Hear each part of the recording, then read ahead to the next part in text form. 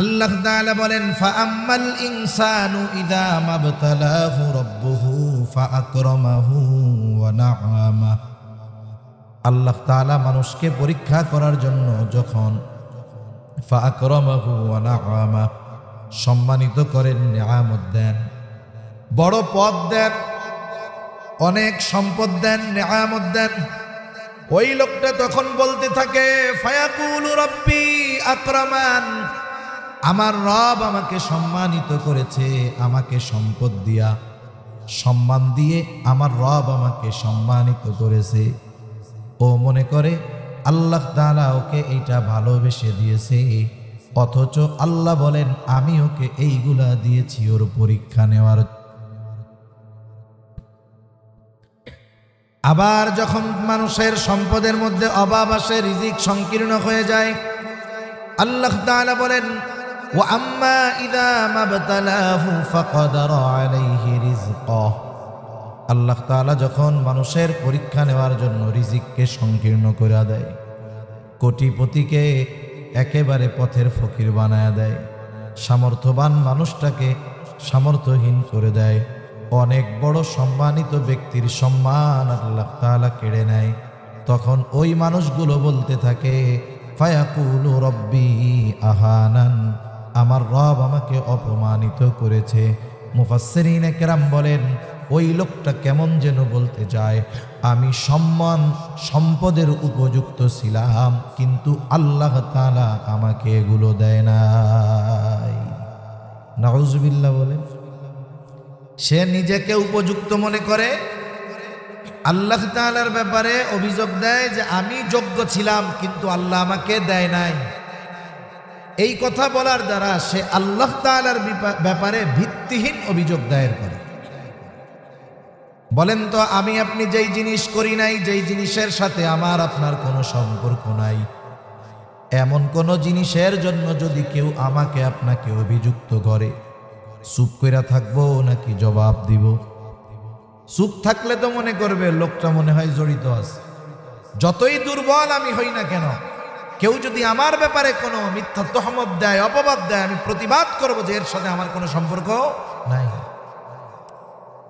ওরা আল্লাহর ব্যাপারে বলে আমি উপযুক্ত ছিলাম, আমার রব আমারে দেয় নাই, অপমানিত করেছে। তাদের এই ভিত্তিহীন মিথ্যা অভিযোগের জবাব আল্লাহ তাআলা দিয়ে বলেন, প্রথমেই বলেন কাল্লা, তোমরা যেটা বলতেছো এমনটা কখনোই নয়। এমনটা নয় যে তোমরা উপযুক্ত ছিলা, আমি আল্লাহ দেই নাই। তাহলে তোমাদের এই রিজিক সংকীর্ণতা কেন আসলো?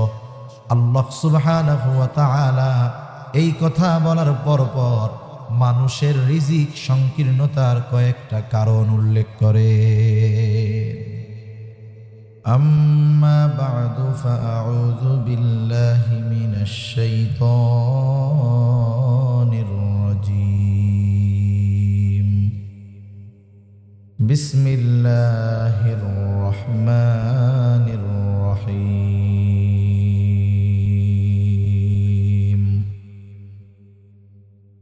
فأما الإنسان إذا ما ابتلاه ربه فأكرمه ونعمه فيقول ربي أكرمن وأما إذا ما ابتلاه فقدر عليه رزقه فيقول ربي أهانن كلا بل لا تكرمون اليتيم ولا تحاضون على طعام المسكين وتأكلون التراث أكلا لما وتحبون المال حبا جما صدق الله العلي العظيم. اللهم صل على محمد وعلى آل محمد محمد كما صليت على إبراهيم وعلى آل إبراهيم إنك حميد مجيد اللهم بارك على محمد وعلى آل محمد كما باركت على إبراهيم وعلى آل إبراهيم إنك حميد مجيد الحمد لله ঐতিহ্যবাহী সুনামগঞ্জ জেলার অন্তর্গত জগন্নাথপুর থানাধীন পাইলভাগ ইসলামিয়া হাফিজিয়া মাদ্রাসার উদ্যোগে আয়োজিত ৬০তম বার্ষিক ওয়াজ মাহফিল ও হিফজ ফারিগিন ছাত্রদের পাগড়ি প্রদান উপলক্ষে আজকের এই মাহফিলের সম্মানিত শ্রদ্ধেয় সভাপতি, আমন্ত্রিত উলামায়ে কেরাম, সামনে উপস্থিত মুরব্বিয়ানে কেরাম, সমবয়সী যুবক বন্ধু, স্নেহের ছোট ভাই এবং পর্দার অন্তরালে অবস্থানরতা সম্মানিতা শ্রদ্ধা মা ও বোন, দয়াময় আল্লাহ রাব্বুল আলামিনের দরবারে অগণিত শুকর যে মহান মালিক আমাদের হায়াতে বরকত দিয়ে সুস্থ রেখে তার মহান হুকুম মাগরিবের নামাজের পর হাদিসের ভাষায় জান্নাতের বাগানে আসার বসার, কিছু কথা বলবার এবং শ্রবণ করবার সুযোগ যে মহান মনিব দান করেছেন, সে মহান মনিবকে খুশি করার জন্য মহব্বতের সাথে জবান খুলে অন্তর থেকে আমরা একবার কালিমাতুশ শুকর পাঠ করি, আলহামদুলিল্লাহ। অগণিত দুরুদ ও সালাম সৈয়দুল আম্বিয়া, আশরাফুল আম্বিয়া, খাতামুল আম্বিয়া, ইমামুল মুরসালিন, রহমাতুল লিল আলামিন মুহাম্মাদুর রাসূলুল্লাহ সাল্লাল্লাহু আলাইহি ওয়াসাল্লামের উপর। আমি আপনাদের খেদমতে পবিত্র কোরআনুল কারীমের সূরা ফজর থেকে কয়েকটা আয়াত তিলাওয়াত করেছি। আল্লাহ তাআলার কাছে তৌফিক চাই আয়াতে কারিমাগুলোকে সামনে রেখে কিছু কথা আল্লাহ তাআলা আমাকে বলবার সুযোগ করে দেন, যে কথাগুলো আমাদের সবার দুনিয়া এবং আখিরাতের জন্য কল্যাণকর হয়। সকলে বলি আমিন। এই ভাই ভোকাল কমায়া আওয়াজটা শক্ত করেন, আর একটু রিভার্ব দিয়ে আওয়াজটা বাসায় দেন।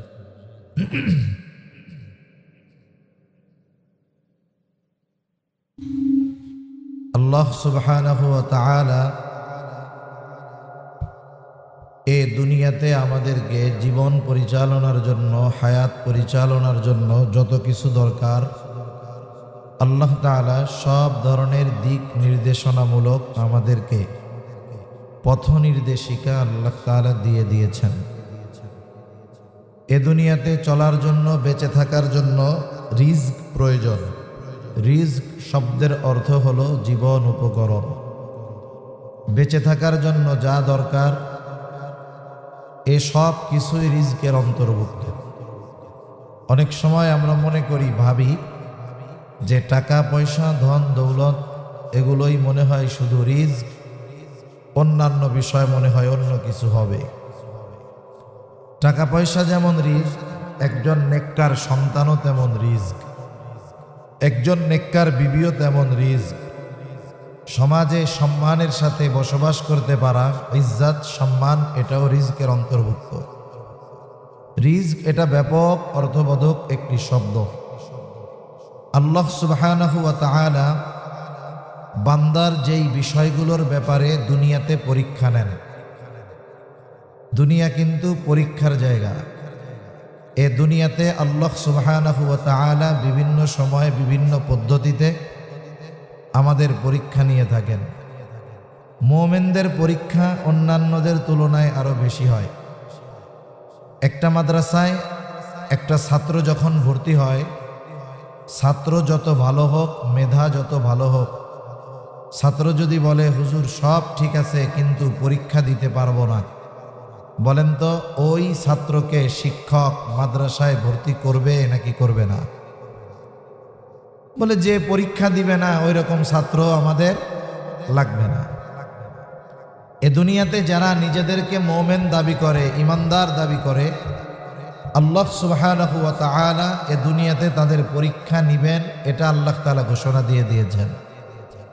আল্লাহ তাআলা বলেন, আহাসিবান নাস আন ইউতরাকু আন ইয়াকুলু আমান্না ওয়া হুম লা ইফতানুন।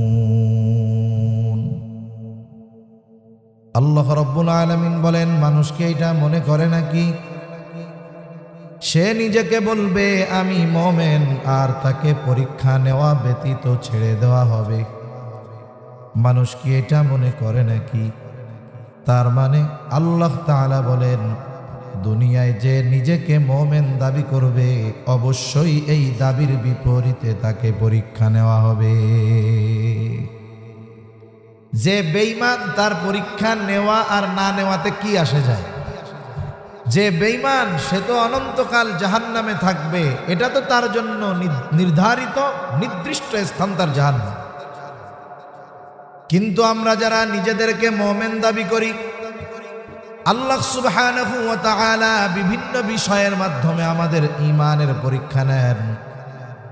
মানুষ অনেক সময় বোঝে না, মানুষ মনে করে আল্লাহ তাআলা মনে হয় আমাদেরকে শুধু অভাব দরিদ্রতা দিয়ে পরীক্ষা নেয়। মনে রাখতে হবে, আল্লাহ তাআলা যেমন না দিয়ে পরীক্ষা নেয়, অনুরূপ আল্লাহ তাআলা দিয়েও বান্দাকে পরীক্ষা নেয়। কিন্তু আমাদের স্বভাব, মানুষের খাসলাত হইল, অভ্যাস হলো যে আমরা যদি টাকা পয়সা ধন দৌলত সুস্থ থাকি তাইলে মনে করি এটা মনে হয় নিয়ামত। কিন্তু আবার যখন অসুস্থ হই, একটু অভাবে পড়ি, মনে করি এটাই মনে হয় পরীক্ষা। কিন্তু ব্যতিক্রমও হতে পারে। আল্লাহ তাআলা বান্দাকে ভালোবেসে চাইলে নাও দিতে পারেন, আবার আরেকজনকে পরীক্ষা করার জন্য দিতে পারেন, যে দিয়া দেখিও কি করে। অনেক সময় মোহাব্বতের কারণে সন্তান মা বাবার কাছে অনেক কিছু চায়। বলেন তো, সন্তান মা বাবার কাছে যা চায়, সব চাওয়া সব চাহিদা কিন্তু মা বাবা পূরণ করেন না। সন্তানের কিছু চাওয়া মা বাবা পূরণ করেন মোহাব্বত ভালোবাসার কারণে। আবার মাঝে মধ্যে সন্তানের কিছু চাওয়া চাহিদা মা বাবা পূরণ করেন না, এটাও মোহাব্বত ভালোবাসার কারণে। একটা উদাহরণ দিলে বুঝতে সহজ হবে।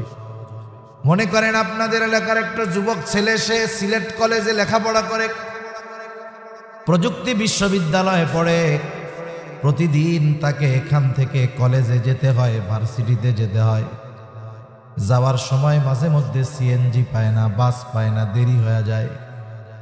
অনেক ধনী লোকের সন্তান।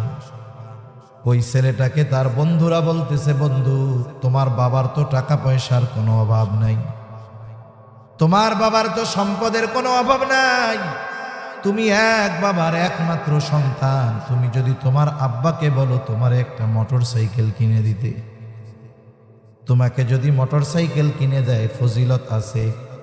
এক নাম্বার, এই যাতায়াতের সময় তোমার যেই সময় নষ্ট হয় ওই পরিমাণ সময় লাগবে না, অর্ধেক সময় বেঁচে যাবে।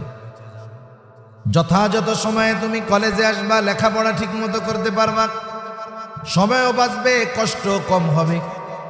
এইবার ছেলেটা এসে তার বাবার কাছে খুব আবেগ দরদ মোহাব্বত ভালোবাসা নিয়ে বলতেছে, আব্বা আমি তো আপনার একমাত্র কলিজার টুকরা সন্তান, আপনি সারা জীবন যা উপার্জন করেছেন আমার জন্য, এই বাড়ি যত জমি জাতি আছে সব আমার জন্যই আপনি উপার্জন করেছেন। আব্বা গো, আপনার কাছে আমার একটা চাওয়া, আশা করি সন্তান হিসাবে আপনি আমার এই চাওয়াটাকে পূরণ করবেন। বাবা এবার বলে, বলো তুমি কি চাও?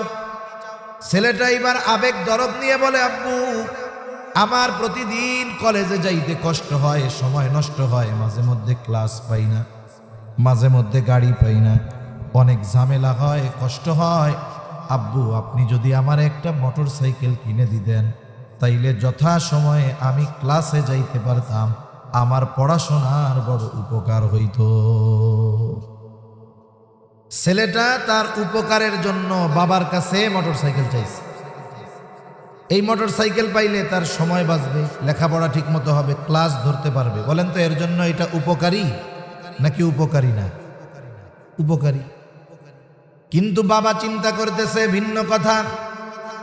বাবা চিন্তা করে আমার একটা মাত্র সন্তান, মোটর সাইকেলে আমার তরুণ যুবকরা যখন উঠে কেমন যেন রকেট চালাইতেছে, বাপটা এরকম।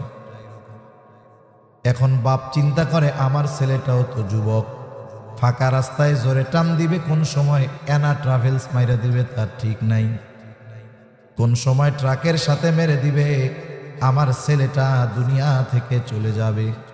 ছেলে চিন্তা কি করতেছে আর বাপ চিন্তা কি করতেছে চিন্তা করেন। বাবা এইবার এই কথাগুলো চিন্তা করে ছেলেকে একটা ধমক দিয়া বলে, কোনো মোটর সাইকেল দেওয়া হবে না, প্রয়োজনে তোমার লেখাপড়া বন্ধ করে দিব, তাও তোমাকে এটা দিব না। বলেন তো, বাপ যদি না দেয়, ছেলে এত আবেগ দরদ নিয়ে চাইলো, বাবা দিল না, বলেন তো ছেলের কষ্ট লাগবে কি লাগবে না? এইবার বন্ধুদের কাছে যাবে, বন্ধুরা বলবে তোমার বাবা হইল একটা কিপটা। কিপটা চিনে? কৃপণ, বখিল। তোমার বাবার যে টাকা পয়সা, তোমার তো হেলিকপ্টার কিনে দিতে পারতো, একটা মোটর সাইকেল কিনে দিল না। বন্ধুরা বলে তোমার বাবা তোমারে ভালোবাসে না, তোমার বাবা একটা কৃপণ লোক, তুমি সন্তান চাইছো একটা মোটর সাইকেল, এটাই তোমাকে দিল না। আপনারা যদি বুঝে থাকেন বলেন তো, বাপ কৃপণ, ভালোবাসে না, এই জন্য সন্তানকে মোটর সাইকেল দেয় নাই, নাকি সন্তানকে বেশি ভালোবাসার কারণে দেয় নাই? কি জন্য দেয় নাই? বেশি ভালোবাসার কারণে দেয় নাই। দুনিয়ায় অনেক সময় আমার আপনার মা বাবা, আমি আপনি চাই, ভালোবাসার কারণে দেয় না। বলেন তো আল্লাহ তাআলা মা বাবার চাইতে বেশি ভালোবাসে নাকি কম ভালোবাসে?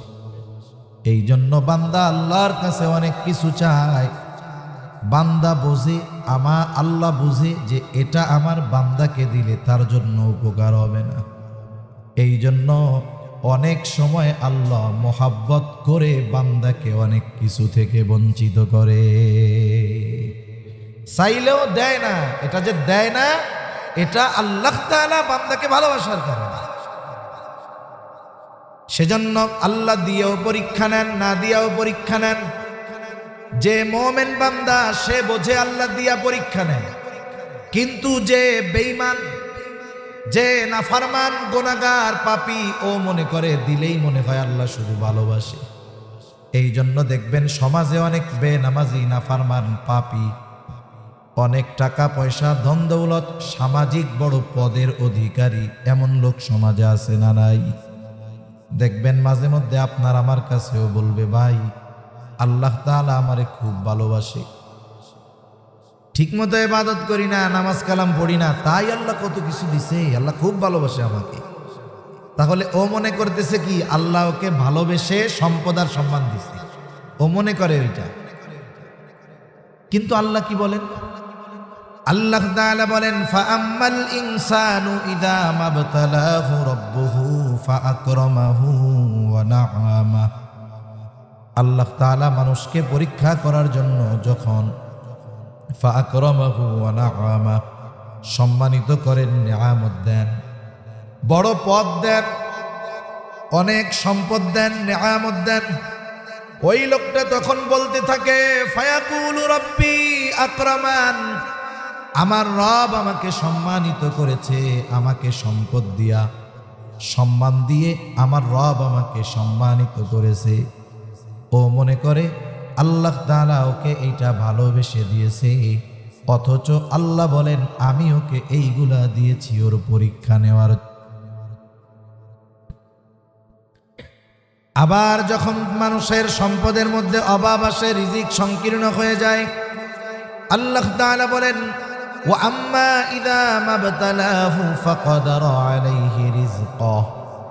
আল্লাহ তাআলা যখন মানুষের পরীক্ষা নেওয়ার জন্য রিজিককে সংকীর্ণ করে দেয়, কোটিপতিকে একেবারে পথের ফকির বানায় দেয়, সামর্থ্যবান মানুষটাকে সামর্থ্যহীন করে দেয়, অনেক বড় সম্মানিত ব্যক্তির সম্মান আল্লাহ তাআলা কেড়ে নেয়, তখন ওই মানুষগুলো বলতে থাকে, ফায়াকুলু রব্বি আহানান, আমার রব আমাকে অপমানিত করেছে।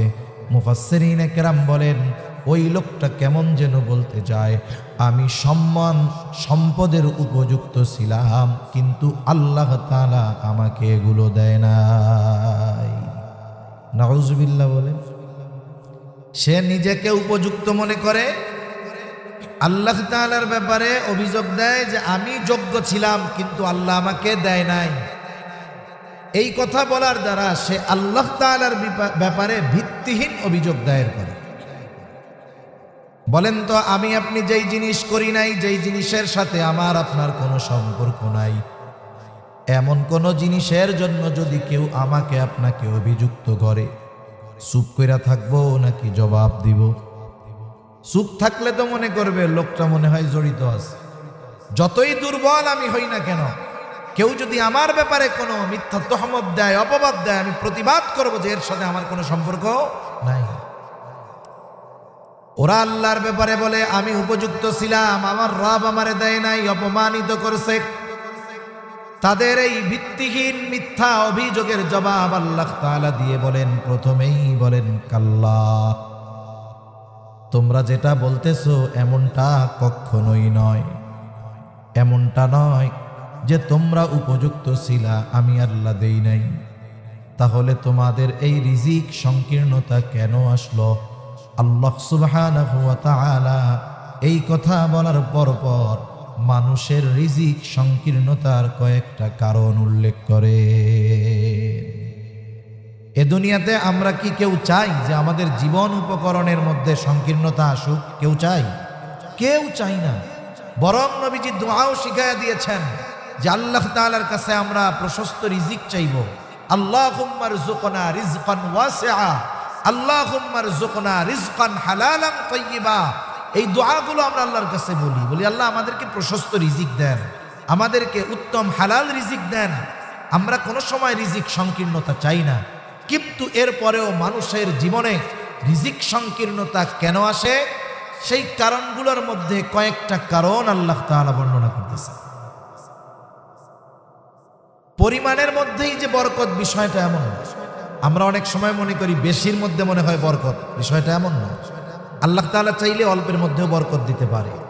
হাকিমুল উম্মাত আশরাফ আলী থানভী রহমাতুল্লাহি আলাইহি বলেন, কোন বস্তুর মধ্যে বরকতটা দুইভাবে হয়। কয়ভাবে হয়? দুইভাবে। একটা হলো স্বয়ং ওই বস্তুর মধ্যেই আল্লাহ বরকত দেন, আর একটা হলো আল্লাহ সুবহানাহু ওয়া তাআলা পারিপার্শ্বিক বিষয়কে সম্পর্কিত রেখে আল্লাহ বরকত দেন। কেমনে বুঝাই জিনিসটা আপনাদের? মনে করেন একজনের মাসিক বেতন হলো 50,000 টাকা, আর একজনের মাসিক বেতন হলো 15,000 টাকা। দুই ফ্যামিলিতে একই পরিমাণ সদস্য, একই পরিমাণ তাদের খরচ, একজনের বেতন 50 আর একজনের 15। দেখা যায় যার বেতন 50,000 টাকা, মাস শেষে খরচ করার পরে তার পকেটে কোনো টাকা থাকে না। দেখা যায় প্রতি মাসে হয়তো সে রোগী, নাইলে তার সন্তান অসুস্থ, নাইলে তার স্ত্রী অসুস্থ। দেখা যায় প্রতি মাসে এই 50,000 টাকার কোনোটাই থাকে না। আবার আর একজন সমান সংখ্যক লোক, বেতন তার 15,000। আল্লাহ তাআলা তার পরিবারের মধ্যে কোনো রোগশোক দেয় নাই, কোনো বিপদ দেয় নাই। আর একজন আইসা বলে, ভাই ধরো এই 10 কেজি গোস্ত তোমারে হাদিয়া দিলাম। এই বিভিন্নভাবে দেখা যায় এই 15,000 টাকা বেতনের মানুষ মাস শেষে আরো 2,000 টাকা তার বেঁচে যায়। আল্লাহ তাআলা এইভাবেও সম্পদের মধ্যে বরকত দেন। আর একটা হলো স্বয়ং পরিমাণটাই আল্লাহ তাআলা বাড়ায়া দেন। আশরাফ আলী থানভী রহমাতুল্লাহি আলাইহি এক ব্যক্তির ঘটনা উল্লেখ করেন। ওই লোকটা নিয়ত করছে সে একাই একটা মসজিদ বানাবে আল্লাহর জন্য। সে অনেক কষ্ট করে কিছু সম্পদ সংগ্রহ করছে, টাকা জমাইছে, কিন্তু কত টাকা সে জমাইছে এটা গনেও নাই, হিসাবও করে নাই। একটা থলের মধ্যে ওই টাকা নিয়ে সে মসজিদ বানানোর কাজ শুরু করে দিছে। কিন্তু টাকার পরিমাণে বোঝা যায় মসজিদ বানানোর জন্য তার এর চাইতে বহুগুণ বেশি টাকার দরকার। কিন্তু ওই আল্লাহর বান্দার ইয়াকিন, আমি আল্লাহর জন্য আল্লাহর ঘর বানাবো। আল্লাহ তাআলা যদি তৌফিক দেয় এর মধ্যেই যথেষ্ট হয়ে যাবে। লোকটা ওই টাকার পোটলাটা তার কাছে রাখতো। যখনই কেউ আইসা টাকা চাইতো, বিসমিল্লাহ বইলা হাত দিয়া ওইখান থেকে টাকা দিয়ে দিত। এভাবে তার পুরনো মসজিদের কাজ শেষ, অথচ টাকা ছিল অল্প কিছু, কিন্তু পরিমাণটা সে গুনে নাই। দেখা গেল কাজ শেষ হয়ে যাওয়ার পরেও তার ওই থলের মধ্যে আরো অনেক টাকা থেকে গেছে।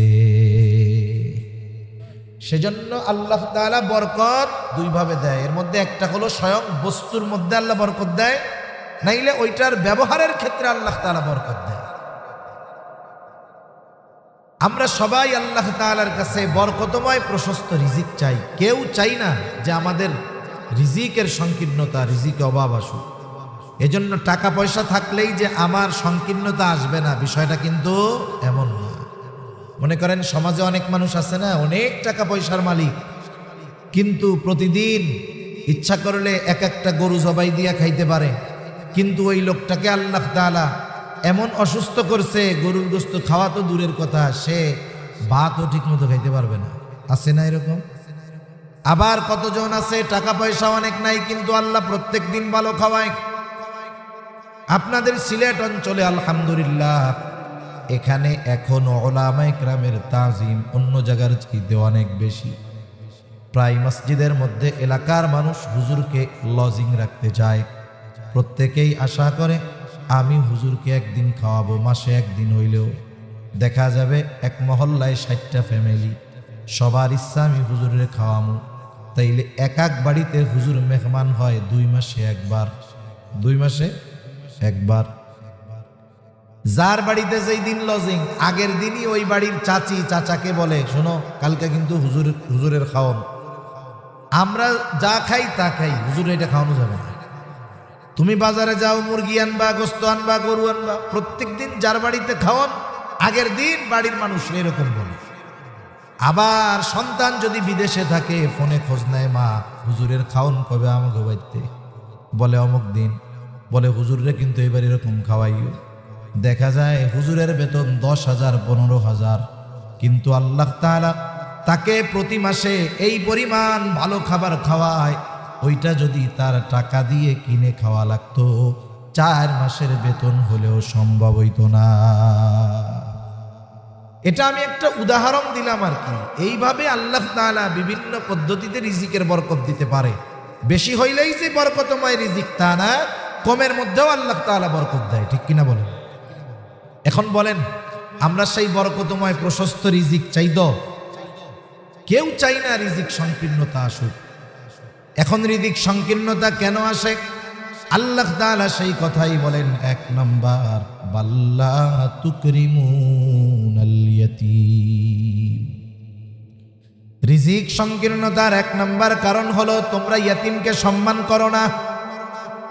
ইয়াতিমকে সম্মান করো না। এর দ্বারা উদ্দেশ্য কি? এর দ্বারা উদ্দেশ্য হলো ইয়াতিমের কিছু হক আছে, তোমরা ইয়াতিমের হকগুলো আদায় করো না। ইয়াতিমের হকগুলো তোমরা আদায় করো না। ইয়াতিম সাধারণত 2 ধরনের হয়। এক ধরনের ইয়াতিম হয় ধনী ইয়াতিম, আর এক ধরনের ইয়াতিম হয় গরিব ইয়াতিম। ধনী ইয়াতিম যার বাবা তার জন্য অঢেল সম্পদ রেখে গেছে, কিন্তু ওই বাচ্চাটা নাবালেগ অবস্থায় তার বাবা দুনিয়া থেকে চলে গেছে। আর একজন ইয়াতিম, তার বাবাও নাই, বাবার রেখে নাই। ইয়াতিম ধনী হোক আর গরিব হোক, সকল ধরনের ইয়াতিমের সাথে ভালো ব্যবহার আমাকে আপনাকে করতে হবে। অনেক সময় ইয়াতিম যদি টাকা পয়সাওয়ালা হয়, ওইটারে এক নজরে দেখে, আর যদি গরিব দরিদ্র হয় ওইটাকে আর এক নজরে দেখে। হয় কি হয় না? সেই জন্য ইয়াতিম ধনী হোক আর গরিব হোক, তার সাথে সদাচরণ করতে হবে, ভালো ব্যবহার করতে হবে। ইয়াতিম যদি ধনী হয়, তার সাথে যদি খারাপ আচরণ করা হয়, তার অন্তরে কষ্ট লাগবে, ব্যথা লাগবে। আহারে, আজকে যদি আমার বাবা বেঁচে থাকতো, আমার সাথে কেউ খারাপ আচরণ করতো না। আর গরিব ইয়াতিমের সাথে যদি খারাপ আচরণ করা হয়, ওই ইয়াতিম চিন্তা করতো, আমার তো বাপ নাই, টাকাও নাই। বাপ যদি থাকতো অথবা টাকা যদি থাকতো, মানুষ খারাপ আচরণ করতো না। এই জন্য ইয়াতিম ধনী হোক আর গরিব হোক, ইয়তীমের সাথে সর্ব অবস্থায় সদাচরণ করতে হবে। শুধু তাই না, ইয়তীমের সাথে সদাচরণ করলে আল্লাহ তাআলা দিল নরম বানায় দেয়। নবীজির কাছে একজন লোক আইসা জিজ্ঞাসা করে, ইয়া রাসূলুল্লাহ, আমাকে আপনি এমন আমল বলে দেন যেই আমল করলে আমার দিলটা নরম হয়ে যাবে। আমার দিলটা বড় কঠোর, আমার দিলটা বড় শক্ত। আপনি আমাকে একটা আমল শিখায় দেন যেই আমলের দ্বারা আমার দিলটা নরম হয়ে যাবে। কথা বুঝতেছেন? সজাগ আছেন না ওইটা দেখতেছেন? সজাগ আছেন? আমি তো দেখতেছি সব এদিক দেখতেছেন, তাহলে আমি আর একটু দেখি, একসাথে দেখি, একসাথে দেখি। এরপরে ওনাদের কাজ শেষ হোক, এরপরে আমি কথা শুরু করবো। কাজ শেষ হোক ওনাদের। কি দেখতেছেন একটু আপনারা কোন, আমি শুনি।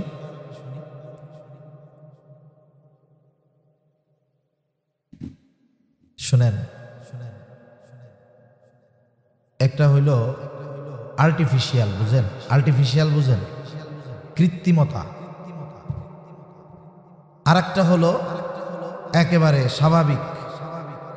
আর্টিফিশিয়াল জিনিস চোখ বন্ধ করে পাওয়া যায়, আর যখন আর্টিফিশিয়াল না, অকৃত্রিম যেটা, এটা নিজের থেকেও আসে না। আমি বলার উদ্দেশ্য নিয়ে শুরু করছি, কিন্তু কি আসবে জবানে এটা আল্লাহ জানে। আর এটা আসে শ্রোতার চাহনি, খেয়াল, এর উপরে নির্ভর করে। কিন্তু যখন এটা লাগাইতেছে আমি বুঝতে পারতেছি আপনাদের সাথে আমার মিসকানেকশন হয়ে গেছে, আমার কথা আসতেছে না। কথা বোঝেন নাই? এজন্য যখন কেউ কথা বলে, যেই বলুক, আশেপাশে যা হয় হোক, আপনি কথাগুলো শুনেন। ওইখানে কি আছে এটা তো মাহফিলের শেষেও থাকবে। আমি কি শেষ পর্যন্ত থাকবো? আমি কি শেষ পর্যন্ত কথা বলবো? এজন্য এই বিষয়গুলো খেয়াল করার দরকার। শয়তান তো চারিদিক দিয়ে ঘুরতেছে, চিন্তা করতেছে কেমনে মনোযোগটা নষ্ট করে দেওয়া যায়।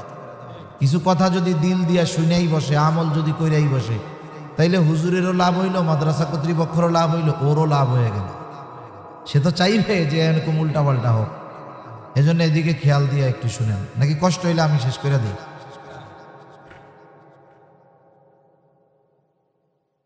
আল্লাহু আকবার।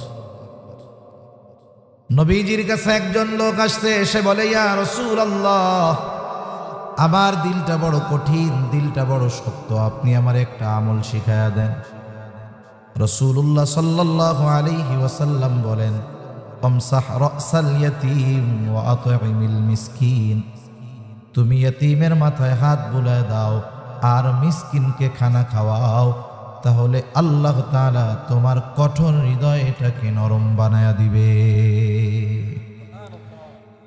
একটা মানুষের দিল যদি নরম হয়, একটা মানুষ দেখতে অনেক সুন্দর, অনেক শিক্ষিত, ভালো, কিন্তু তার দিল কঠোর, রুক্ষ স্বভাব, বলেন তো এই মানুষটার দিল কঠোর হওয়ার কারণে, স্বভাব রুক্ষ হওয়ার কারণে মানুষ কি তারে ভালোবাসে?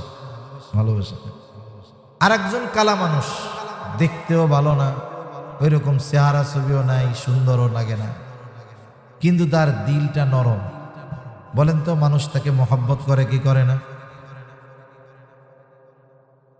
সেজন্য ইয়তীমের মাথায় হাত বুলাইলে আল্লাহ দিল নরম বানায় দেয়, কোমল হৃদয়ের অধিকারী বানায় দেয়।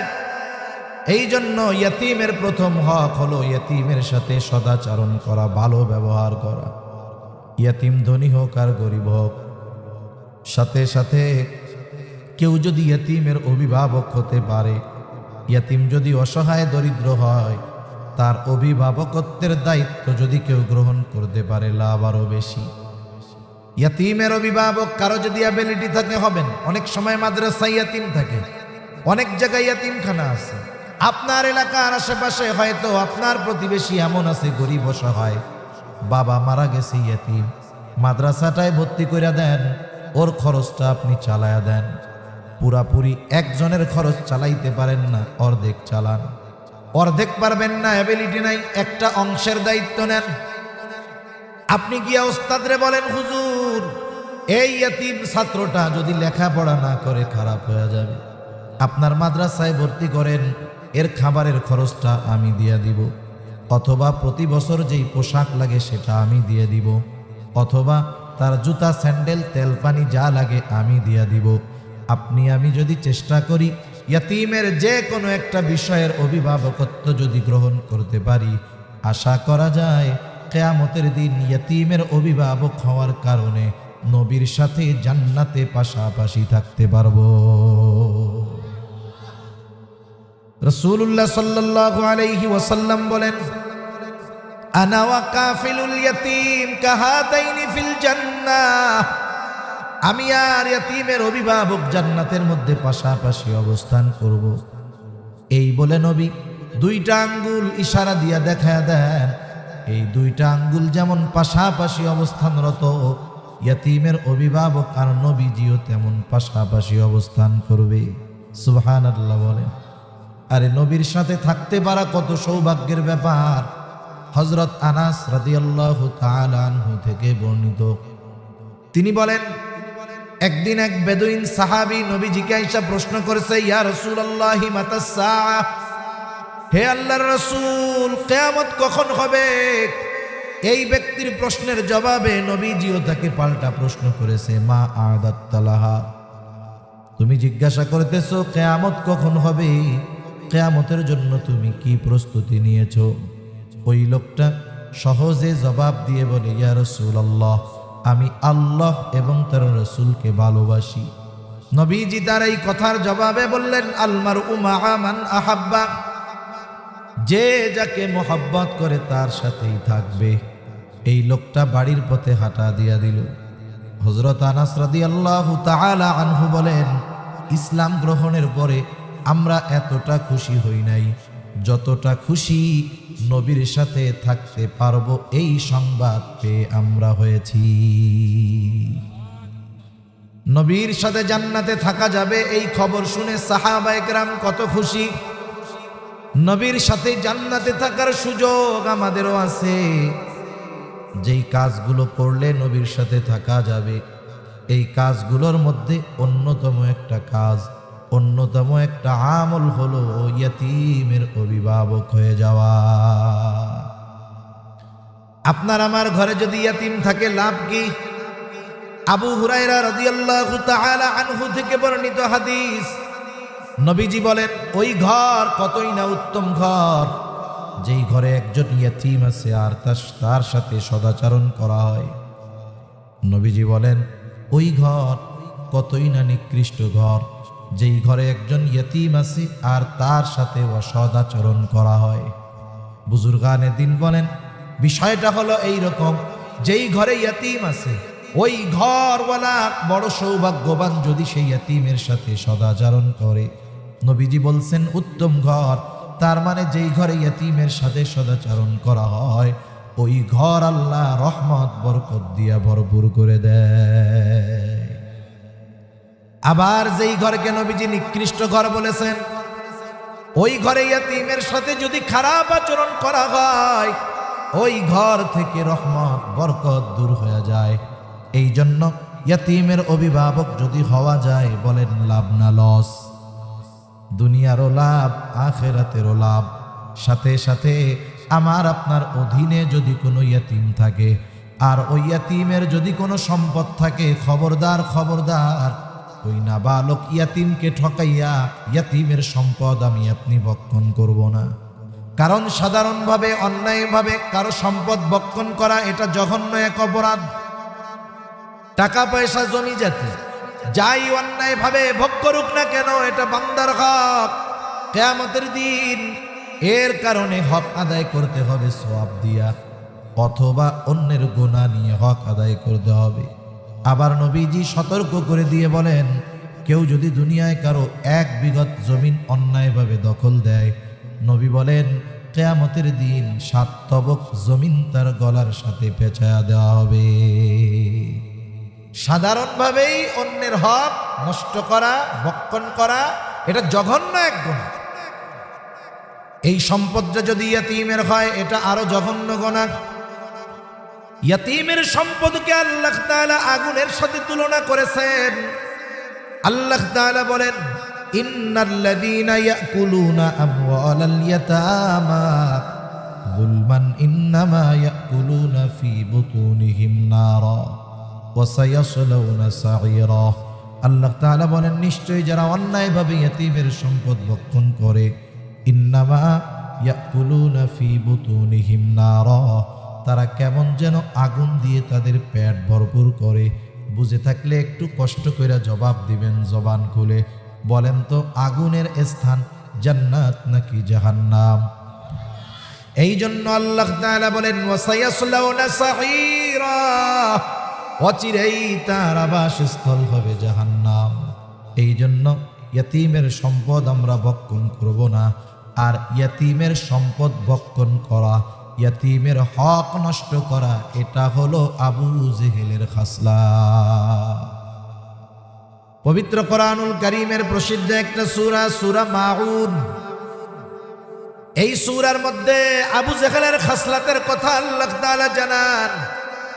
আবু জেহেলের অন্যতম এক খাসলাত ছিল, যখন কোনো ধনবান ব্যক্তির মৃত্যুর সময় হইত, ওই সম্পদওয়ালা মানুষের যদি নাবালক ছোট বাচ্চা থাকতো, আবু জেহেল গিয়া লোকটার কাছে বলতো, ভাই তুমি তো হয়তো দুনিয়ায় আর বেশি দিন থাকবা না, কিন্তু তোমার মৃত্যুর পরে তোমার রেখে যাওয়া সম্পদ আর সন্তানের কি হবে? মানুষ তো সম্পদগুলো দখল দিয়ে দিবে, তোমার সন্তান সম্পদ বঞ্চিত হবে। একটা কাজ করো, মানুষের সামনে ঘোষণা দিয়ে দাও যে তোমার মৃত্যুর পর তোমার সম্পদ আর সন্তানের অভিভাবক আমি।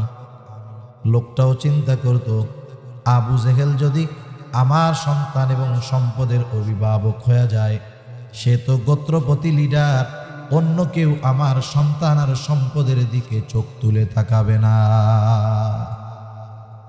এই আশায় ওই লোক ওই রকম ওসিয়ত করত যে আমার মরার পরে আমার সম্পদ আর সন্তানের অভিভাবকত্ব আবু জেহেল গ্রহণ করবে।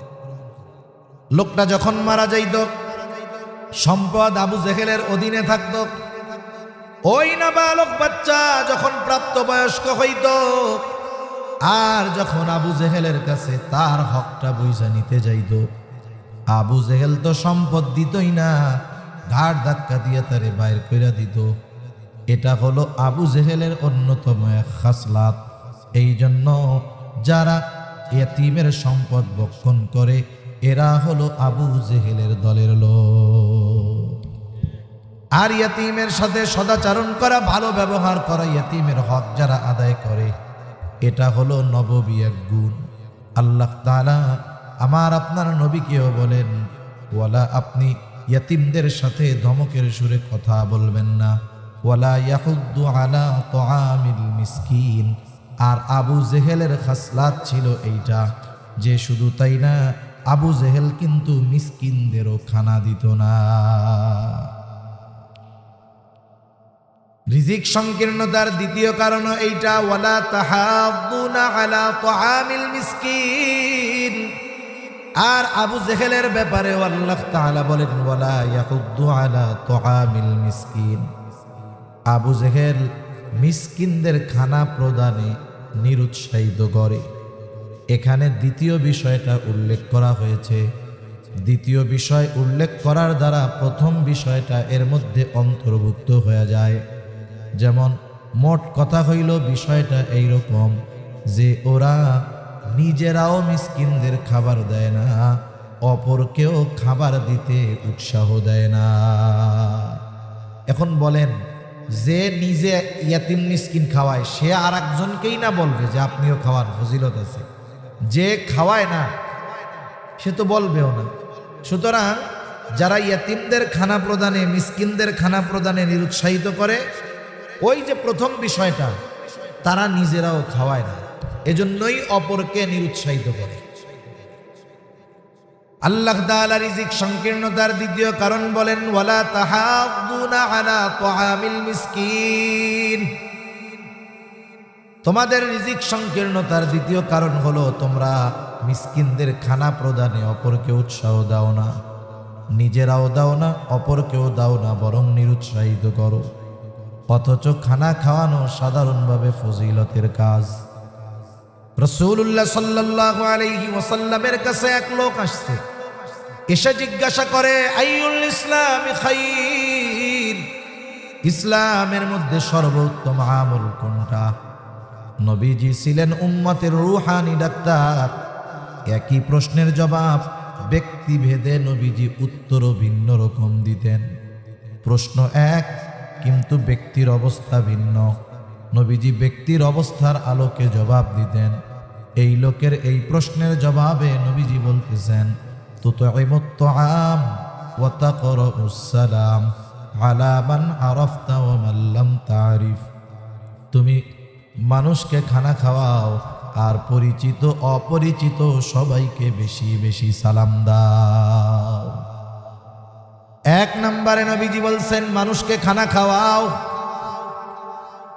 নবীজি কোনো স্তর বিন্যাস করেন নাই যে গরিবরে খাওয়াও, অসহায়কে খাওয়াও, মিসকিনকে খাওয়াও। নবী এমন বলেন নাই। এর মানে বোঝা গেল একজন গরিবও যদি আল্লাহর সন্তুষ্টির জন্য ধনীকে খাওয়ায়, বলেন তো ফজিলত আছে না নাই? কিন্তু দাওয়াত দিয়া খানা খাওয়াইতে হবে, ঠিক, বিনিময়ের আশা করা যাবে না। আমাদের দেশে তো এরকম বিবাহ শাদীর দাওয়াত দিয়া চিন্তা করে দাওয়াত দিলে তো গিফট পাওয়া যাবে, টাকা পাওয়া যাবে। এই খানা খাওয়াইয়া বিনিময় গ্রহণ করা এটা বড় খারাপ কাজ। বরং আমি আপনি যদি কোনো মিসকিন অসহায়কেও খাওয়াই, এ আশা করব না যে ভবিষ্যতে খানা তো খাওয়াইছি, ভবিষ্যতে ও ডাক দিলে, আমি ডাক দিলে আসবে, আমার উপকারে আসবে। এই চিন্তাটাও কখনো করব না। আমি যদি কারো কোনো উপকার করি, কারো কল্যাণ করি, কাউকে খানা খাওয়াই, অসহায় মানুষ, কখনো আমি তাকে এই খানা খাওয়াইছি এই জন্য কখনো খোটাও দিব না। কারণ আমি যাকে খাওয়াবো এটা কার জন্য খাওয়াবো? এটা ধনীদের খাওয়াই আর মিসকিন অসহায়দেরকে খাওয়াই। সাহাবা একরামের আদত ছিল এইটা, অভ্যাস ছিল এইটা। তারা মানুষকে আল্লাহর জন্য খানা খাওয়াইতো, গরিব অসহায় মিসকিনদেরকে নিজে না খাইয়া খাওয়াইতো। আল্লাহ তাআলা তাদের এই অভ্যাসের কথা বলেন। তারা খানা খাওয়ায়া কি বলে? বলে ইন্নামা নুতঈমুকুম লিওয়াজহিল্লাহ লা নুরিদু মিনকুম জাযাআও ওয়ালা শুকুরা। তারা বলে ইন্নামা নুতঈমুকুম লিওয়াজহিল্লাহ, আমরা তোমাদেরকে শুধুমাত্র কেবলমাত্র একমাত্র আল্লাহর জন্য খানা খাওয়াইছি। লা নুরিদু মিনকুম জাযাআ, যেহেতু আল্লাহর জন্য খাওয়াইলাম আমরা কোনো বিনিময় চাই না। ওয়ালা শুকুরা, এই খানা খেয়ে আমাদের কৃতজ্ঞতা প্রকাশ করো, ধন্যবাদ দাও, থ্যাংক ইউ দাও, এটাও চাই না। কারণ খানা খাওয়াইছি আল্লাহর জন্য, এই খানা খাওয়ানোর প্রতিদান যিনি দিবেন তিনি কে? সেজন্য এক নাম্বার, সাধারণভাবে আল্লাহর জন্য যারাই খাওয়াই ফজিলত আছে না নাই? দোকানে গেছেন, চার দোকানে বসছেন, একজন লোক আসছে, কোনো স্বার্থবিহীন আল্লাহর জন্য তাকে আপনি একটা চা খাওয়াইলেন, বিস্কিট খাওয়াইলেন, বলেন ফজিলত আছে না নাই? বিড়ি খাওয়াইলে ফজিলত আছে না নাই? এটা তো খাওয়ানো যাবে না, কিন্তু খাওয়াইতে হবে হালালটা। তবে কার জন্য? আল্লাহর জন্য। দুই নাম্বার, ইয়াতিম মিসকিন অসহায় যদি হয় তাকে খাওয়ানো আরো বেশি ফজিলত। কারণ কোন মুমিন মিসকিন যে ক্ষুধার্ত, যে তাকে যদি খানা খাওয়ানো হয় দুই ধরনের ফজিলত পাওয়া যায়। একটা হলো সাধারণভাবে খানা খাওয়ানোর ফজিলত, আর একজন হলো আর এক মুমিনের প্রয়োজন পূরণ করার ফজিলত। ক্ষুধার সময় তার খাবার প্রয়োজন, আপনি আমি যদি খানা খাওয়াইয়া তার এই প্রয়োজনটা মিটাইয়া দেই, তাহলে আমার আপনার বিপদের সময় প্রয়োজন যিনি মিটাইয়া দিবেন তিনি কে?